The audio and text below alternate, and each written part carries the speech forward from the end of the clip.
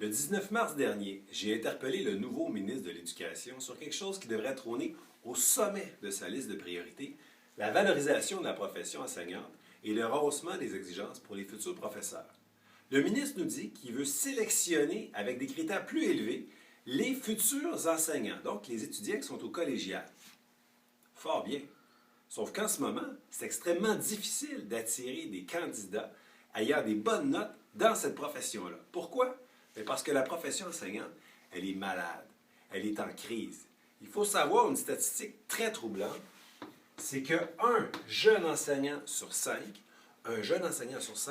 décroche. Je ne parle pas des élèves, je parle des professeurs, qui décrochent dans les 5 premières années de pratique.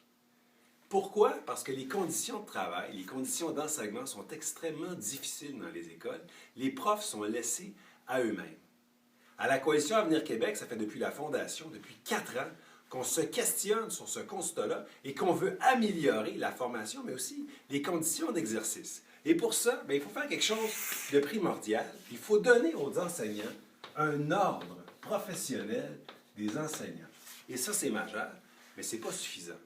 Il faut aider les professeurs à aider les élèves en augmentant les ressources professionnelles. Donc, plus d'orthopédagogues, plus d'orthophonistes, plus de psychologues, de psychoéducateurs et de techniciens en éducation spécialisés.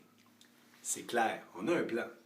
Mais du côté du nouveau ministre et du gouvernement libéral, c'est loin d'être clair.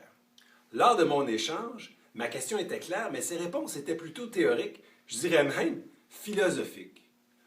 Pour en juger, je vous laisse regarder l'extrait suivant. Monsieur le député de Chambly.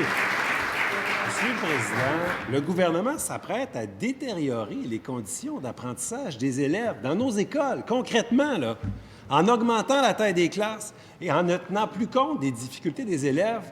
Pour former les groupes de classe, on rend la tâche des enseignants encore plus lourde, voire impossible. Il y a énormément d'épuisement professionnel en ce moment et vous voulez détériorer ce qui se passe concrètement dans les écoles. Comment le gouvernement pense-t-il attirer et sélectionner de meilleurs candidats dans de telles conditions? Monsieur le ministre de l'Éducation.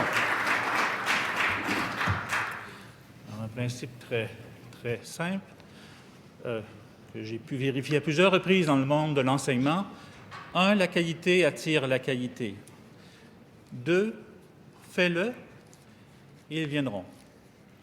Alors, il faut procéder, bien sûr, pour faire en sorte qu'ils soient attirés par les conditions de la formation, mais par le fait aussi qu'il y en a plusieurs qui sont intéressés.